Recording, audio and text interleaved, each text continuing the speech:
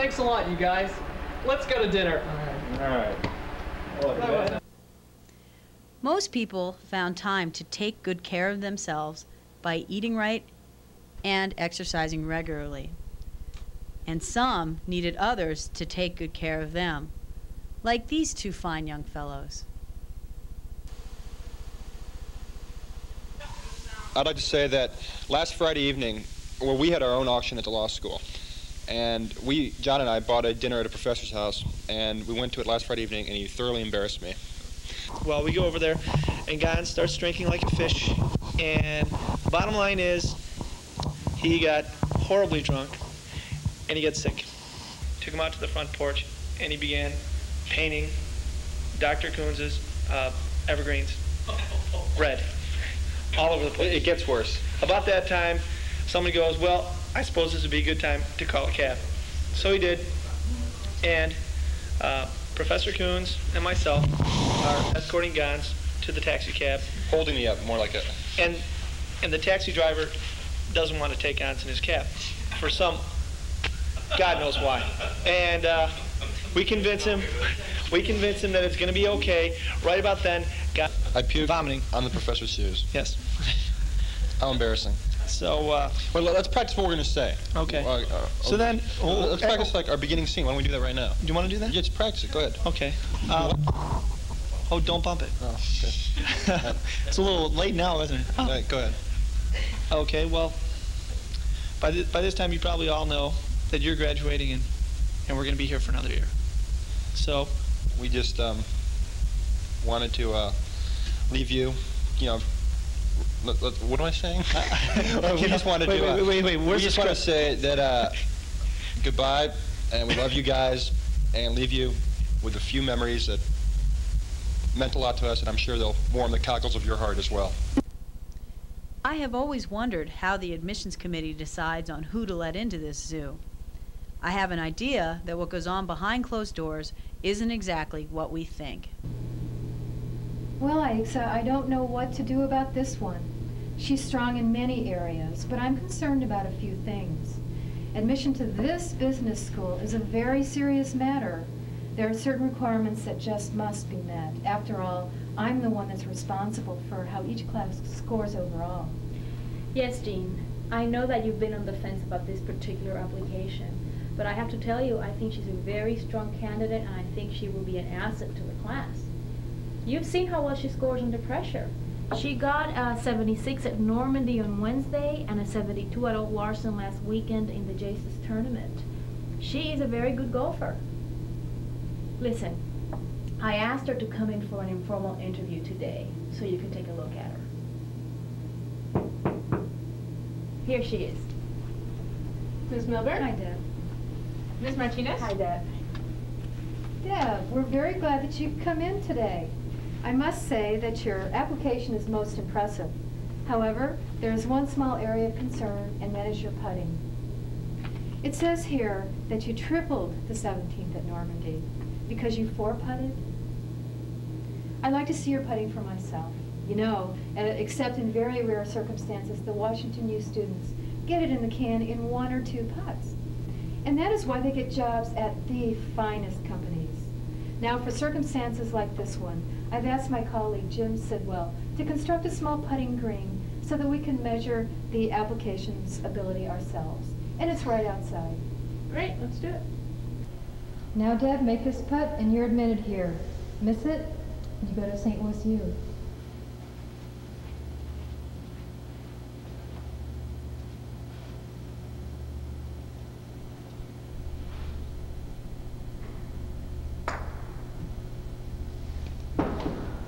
Well, Deb, you'll make a fine Billiken.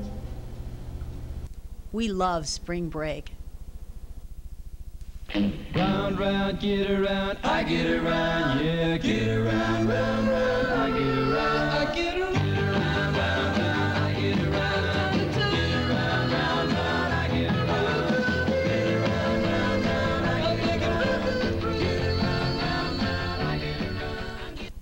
During our summer internships, some of us had to overcome many distinct differences between the school and work environments. For instance, Rich Berry went to work for Jefferson Smurfit, a famous paper and packaging company. He had a very unusual first day. Good morning. Oh, you must be Mr. Barry. Welcome to our company. Let me show you to your terminal. Okay, thanks.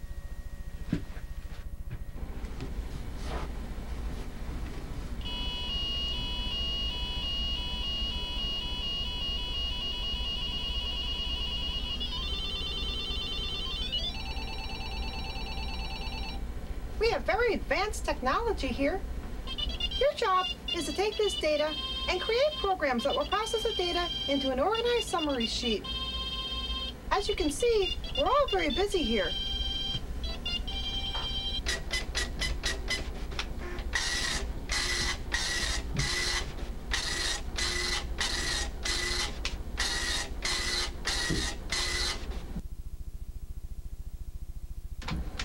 Mr. Barry, what are you still doing here?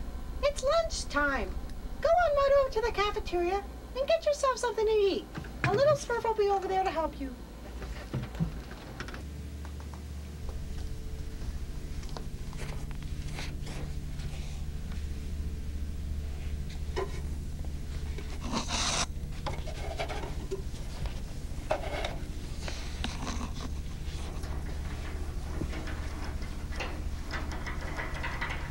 Good afternoon, Mr. Barry. What would you like for lunch today? We've got Smurf burgers, and the specialty of the day is Smurf nuggets. I think I'll try the Smurf nuggets, please.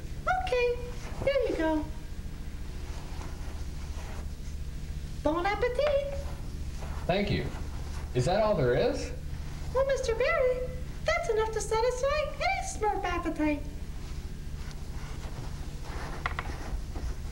It wasn't always as awkward as that first day.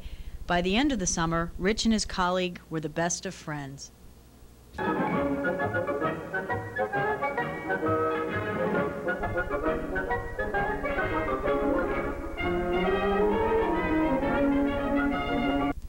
This year, everyone was worried about the effect the crash would have on the job market, and everyone had a theory. Good evening. Today is Monday, October 19th, 1987. The stock market crashed over 500 points today, sending panic throughout business schools all over the country as MBA students watch their dreams of $500,000 a year jobs go up in smoke. Tonight, from our St. Louis affiliate, network stock market analyst Mary Hetledge has with her 4 special guests to help us understand the horrible thing that has happened today. Joining Mary are Mr. Kevin Ryan, Chief Advisor to the President for Securities Markets, Mr. Harris Cook, Corporate Rater and Arbitrager, Professor Stephen Hannon, Professor of Finance, Washington University, and Mr. Ron Harris, CFO, First, Second, and Third National Savings, Loan, and Trust Bank. Thank you. Mary? Thank you, Nicole, and thank you, gentlemen, for joining us here today. I'm sure that it's been a very long day for all of you. Gentlemen, you've all been watching the stock market for quite some time. We'd like each of you to respond. Do you have any explanation as to what happened out there today? And do you have any advice for the thousands of panic-stricken MBAs across the country? Well, after our government investigation, we concluded that the future's not so bright for MBAs, and they won't have to wear shades. With the market at these levels, I feel that there are a lot of goodbyes out there. There's goodbye house, goodbye car, goodbye wife.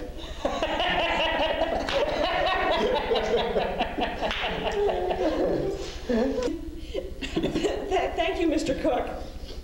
Professor Hannon. Mary, I brought along a recent article that I wrote in a corporate finance journal about the stock market. In the early part of the century, the market really was following earnings and dividends. In the 80s, we're sitting around trying to tell ourselves that it's valuing cash flows and value creations. Well, that's not true anymore. Arbitrageurs like Mr. Cook are shuffling around companies like their cheeseburgers in London and New York.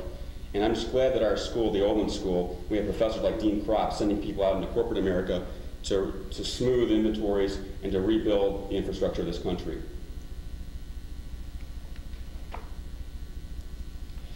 Thank you, Professor Hannon. And now we'll turn to Mr. Harris. Thank you, Mary. You know, when you called me, I knew that the rest of the people on the panel would give some real philosophical explanations for what happened and some really philosophical advice to the students. But you know, it's our bank's policy to be the people's bank. We the people, we're the people's bank. So I want to give my personal, what Ron Harris would do in the event of another crash. I talked with my broker, and when I tried to call him, he wasn't there. I couldn't get through to him. His name was Zuckerbrand. I couldn't get through to him.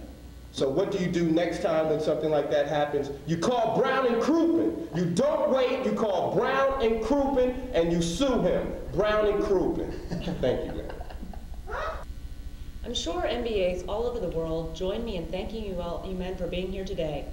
Mr. Ryan, Mr. Cook, Professor Hannon, and Mr. Harris. This is Mary Hetledge reporting from St. Louis. Back to you, Nicole. Thank you, Mary. And for those of you who have just tuned in, this is Nicole Chestang for ABC World News Tonight.